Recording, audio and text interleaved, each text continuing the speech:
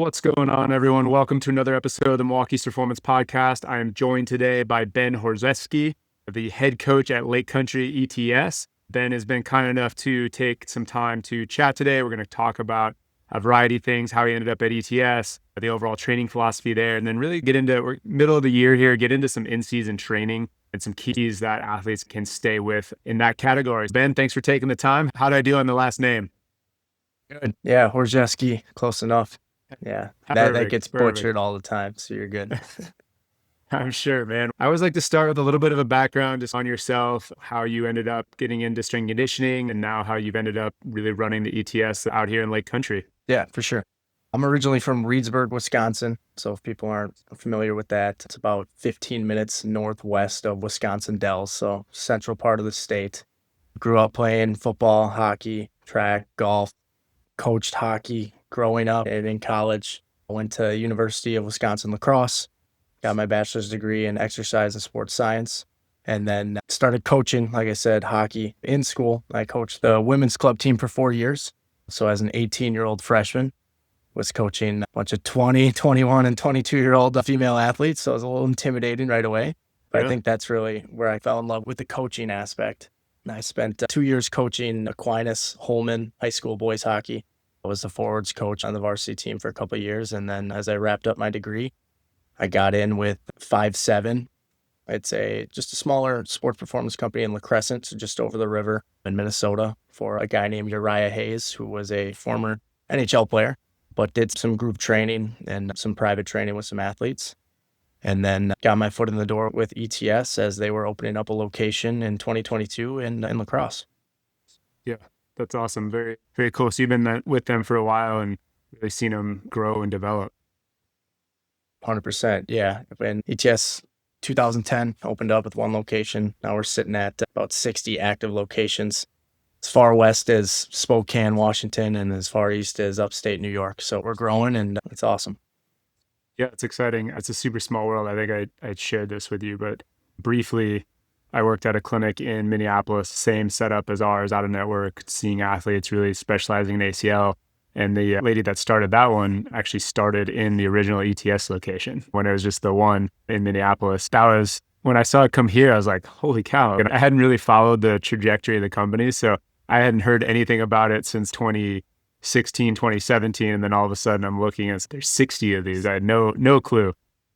Yeah, even 2-3 years ago, it was Minnesota, Wisconsin, Michigan dominant. Now we're in North Dakota, we're in South Dakota, Colorado, Idaho, all the way out to Utah as well. So yeah, it's spreading like wildfire, and it's a good thing.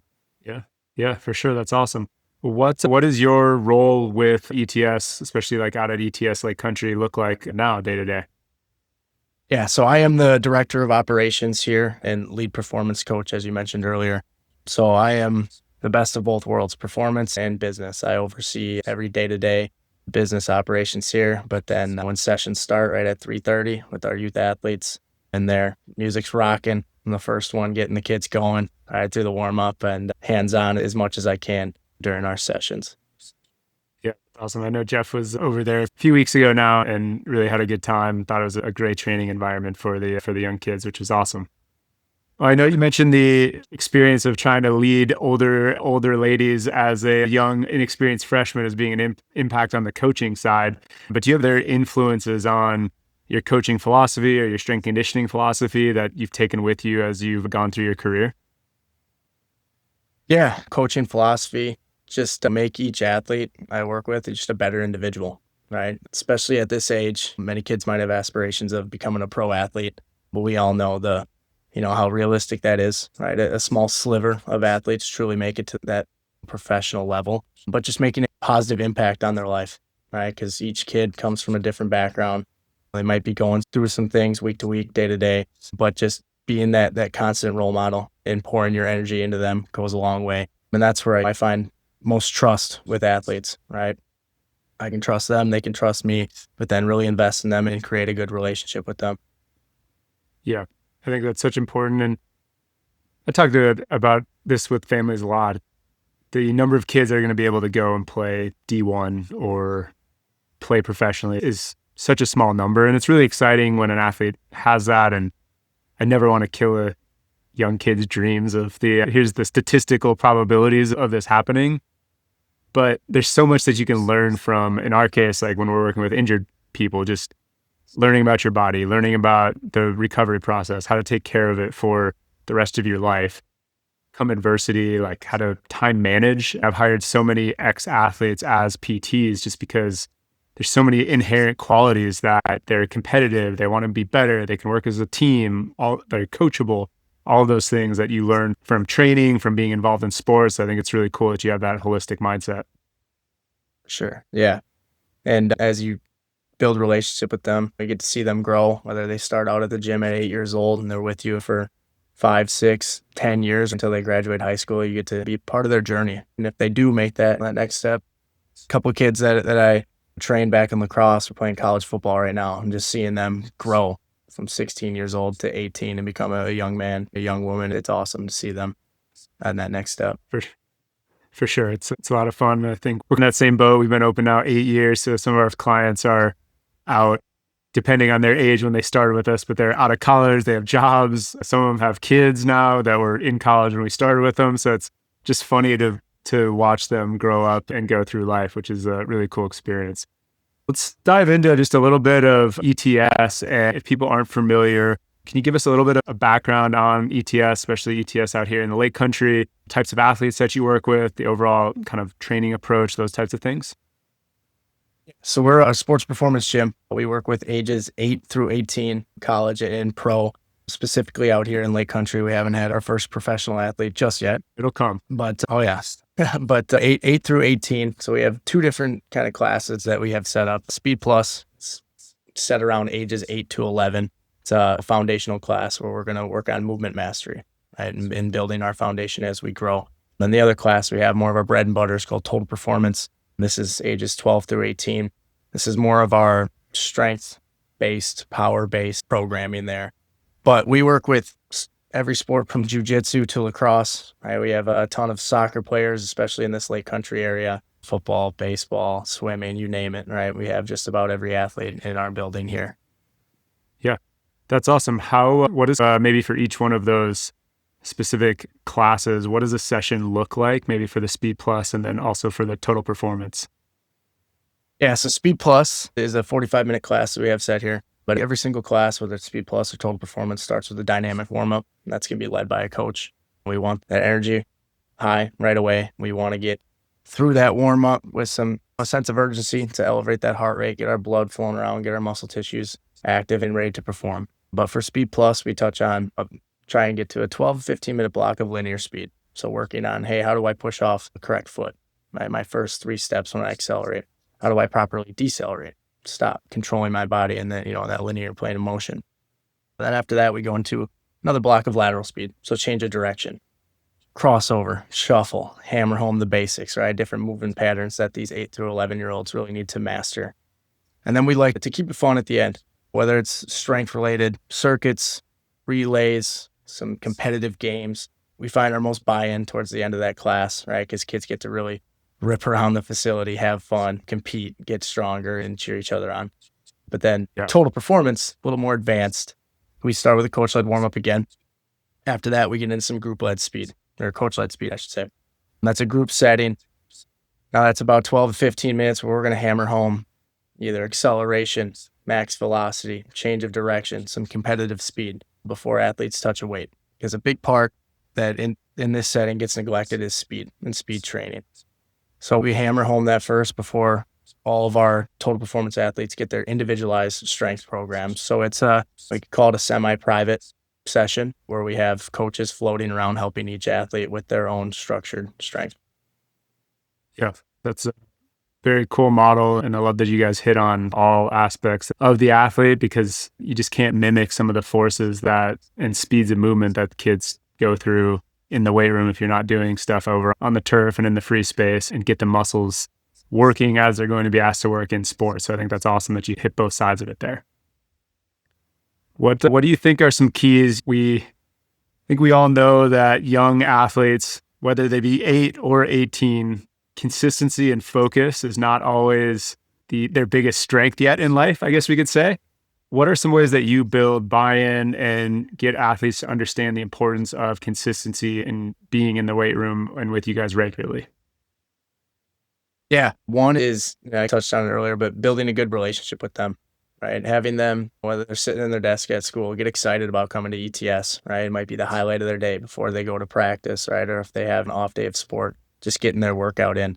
But then two, keeping the energy, right? In the atmosphere, electric and high, right? Kids love when the speakers rolling, right? Speakers bumping, music's loud. But then the coaches are fired up, pouring energy into them. And then during speed, having fun with competitive game-like drills, right? Whether it's race, right? Or some sort of relay, right? But that we see a lot of buy-in there where they get to really compete and just let loose. Yeah, I think that's fun. And these are kids.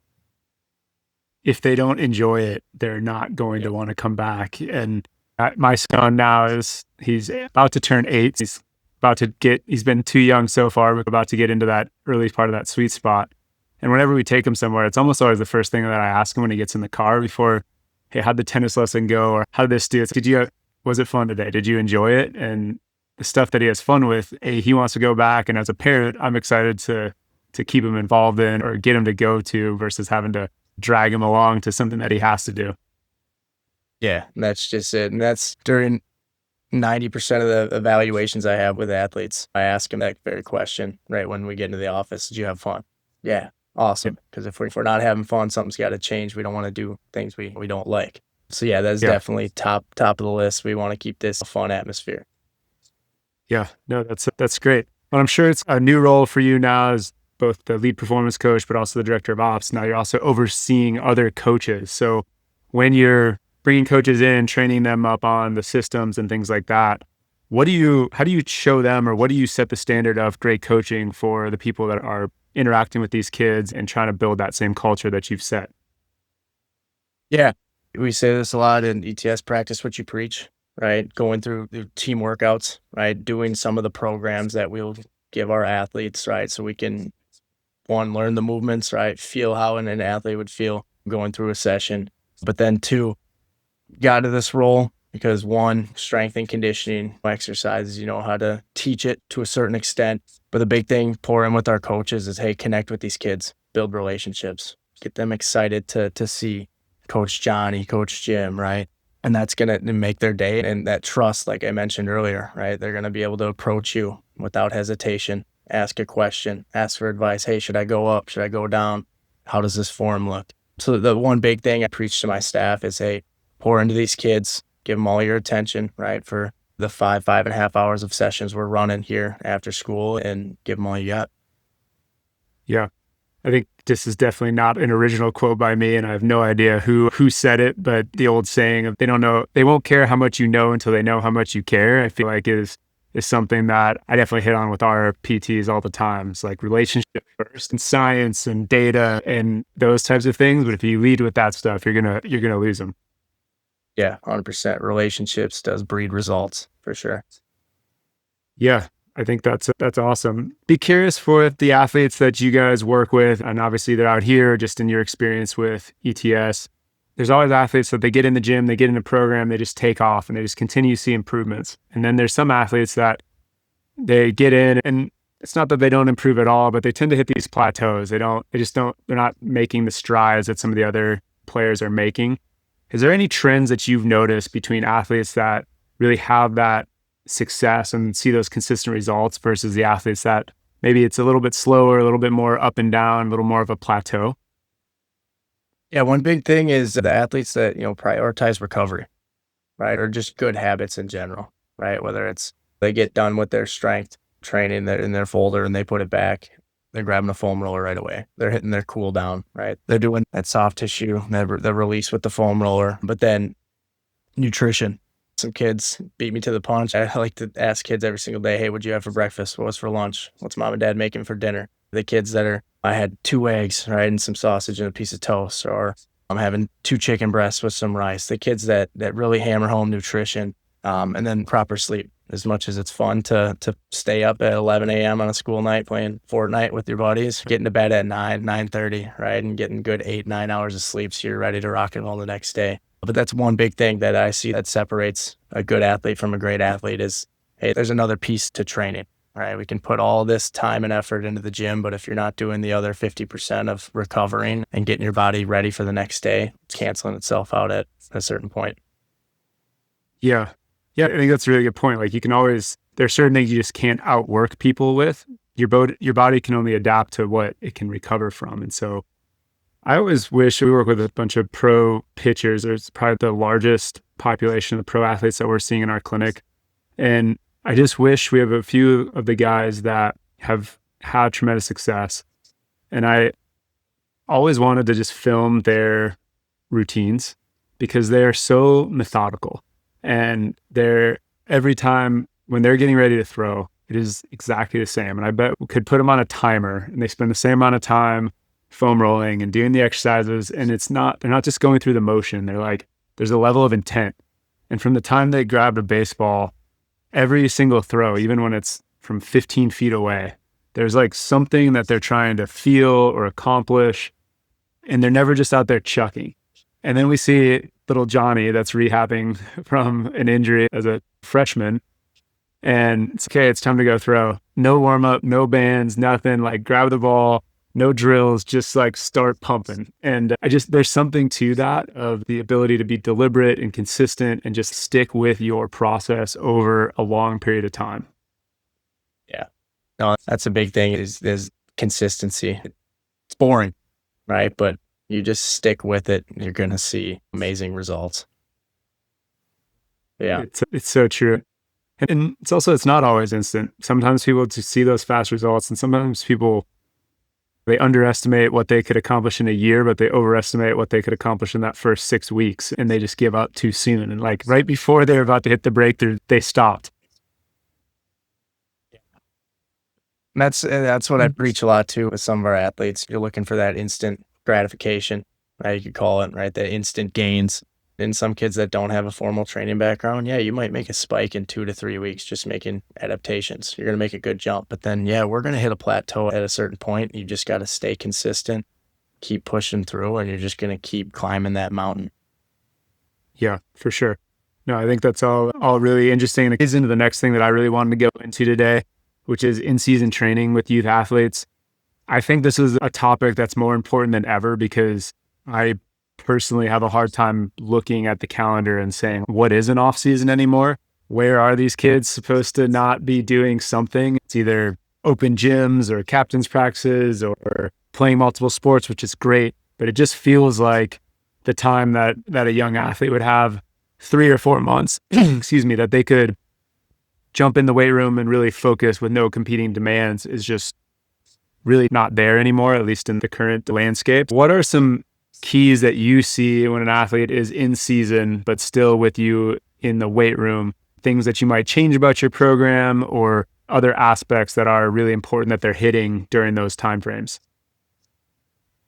One big thing is still staying consistent, right? Now, the volume might reduce with our training, right? We might go from 3 to 4 days a week to 1 to 2 days a week, depending on the schedule week to week. We have some of our Arrowhead varsity girls basketball players, and they're coming in consistently twice a week. Before the season, they were here 4 days a week, religiously working on speed and strength. But I told them, hey, you're playing 2-3 games a week. We could dial it back. 2 45, 50-minute sessions. We'll come in, we'll work on our top speed, our change of direction. We'll hit our primary movements. We'll work on that strength and power, and we'll get out. We don't need to bury ourselves in season. We can be smart with our time, but we can be efficient, right? And check off all the boxes we need to. That way we can get to practice and still be moving around at top speed and 100%. The biggest thing, we talk is volume. We're going to keep the intensity there, but we might scale back a couple days, or might go from 12 exercises to 7 to 8. And we could play around with that, and depending on the schedule and what each week, each month looks like, we can navigate that successfully. Yeah, no, I think that is really important, and just that flexibility with, there's so many different ways to do it and slice it up. And obviously in high school, we have the added challenge of they have to go to school and those types of things. So it's not like it's the pro where you can come in the morning and lift and then go to open gym and go home and take a nap for 3 hours and all of that. So lots of things to balance, but just finding something that works with you that you can be consistent with is key. What are some things when you have athletes that maybe don't stick with it? They train hard for a while, they get busy in season with a sport, they stop coming in, and then they come back after the season. What are some differences that you notice between the athletes that continue to train and the athletes that take that break in terms of their overall progress, body, anything like that? Yeah, we see a big regression in performance, whether it's speed, strength. With all of our athletes here, we're partnered with Vault Technology. So we have laser timing gates. We have our force decks where we can measure our isometric mid-thigh pull, our counter movement jump, but just those performance metrics, we might see a regression. And even simple as, hey, I used to goblet squat a 35-pound dumbbell. Now I can barely pick that up without the coach handing it to me, helping me out with it. All right. So definitely a regression. That can be a big mental hurdle for them, and they can get pretty negative with it. But I always preach, hey, just because we're in season doesn't mean we stop. And it goes back to we can play around with the intensity and volume. We can scale back 45 minutes. It's nothing crazy or earth-shattering. Sometimes less is more, right? And in some cases, but definitely a big regression in performance, which is unfortunate. Yeah, no, we see the same thing, and we'll go out into the community and teach like a workshop. Theoretically, everyone's interested in injury prevention, and it's like always a hot topic. True injury prevention is probably impossible, like team sports and pushing the envelope of human performance. There's going to be things that happen, but we do think we can reduce the risk. That's what we talk about a lot, is trying to stratify it and make it as low risk as possible. And when you really look at the research, some of the things are very simple. And there's a study that I love talking about that's honestly, even if you're in the gym consistently and you don't get better, like there's no improvement, which I think is pretty unlikely with a well-designed program. But even if it wasn't, the risk profile injury-wise still goes down just by showing up, just 1 to 2 days a week. And the people that stay involved in a structured program versus the ones that don't do anything. And it's not trivial. I forget the exact statistics. It's somewhere between 35 and 50% lower risk just by doing that, like one simple thing. Yeah. Yeah. And you said it exactly right. We're never going to rule out injury since we're humans in a sport, but yeah, how can we try and reduce that risk, right? And keep you healthy and keep that performance high. Yeah. No, for sure. I think that's great. Are there any things specifically in your program? I mean, you mentioned the volume and stuff, but is there anything else that you really avoid in season that you would do in the off season if you weren't competing with other sports, or is it more or less just the same type of training, just scaled down? Yeah, we can get sport specific truly with the ages we work with. We want to be more sport specific, player sport. But we want to check off all the boxes of getting stronger, getting faster. So yeah, it doesn't look crazy far off from an off-season program to in-season. But with, say, a volleyball player, we might slim down on the overhead movements, right? Since they're doing that overhead reach 1,000 times a practice, a game, right? So there's different movement patterns we can take out and avoid that way for sure. Yeah, I agree. I think sometimes people are surprised when people say like even still do sprinting and speed work in an in-season program. It's like, wasn't that going to make them tired? And I always say a well-designed speed program is not conditioning. Like it's rapid, high effort, very long recovery. I'm like, you don't want to do sprints to fatigue. You're going to get slower. And in season, that's not needed. But maintaining high speed, because let's use your basketball players right now because it's in season. The vast majority of that game, they're jogging up and down the court. There might be a couple fast breaks that they're like really running all out, but it's so rare for athletes to actually hit top speed in some of these sports. And if they don't get it with you guys, then their body's not exposed to it. And that can set up a problem. Yeah. No, for sure. And that's with our soccer players too. I use that prime example, right? We're 80 minutes, right? You might be just jogging around, but then there's those short bursts where, hey, we need to tap into that top speed, right? And get moving quick. Important 2 to 3 times a week, right? 2 times at a minimum, really working on that max velocity training. No, I think it's really important to maintain, and awesome that we've got a place in the community that's able to help athletes stay on top of that.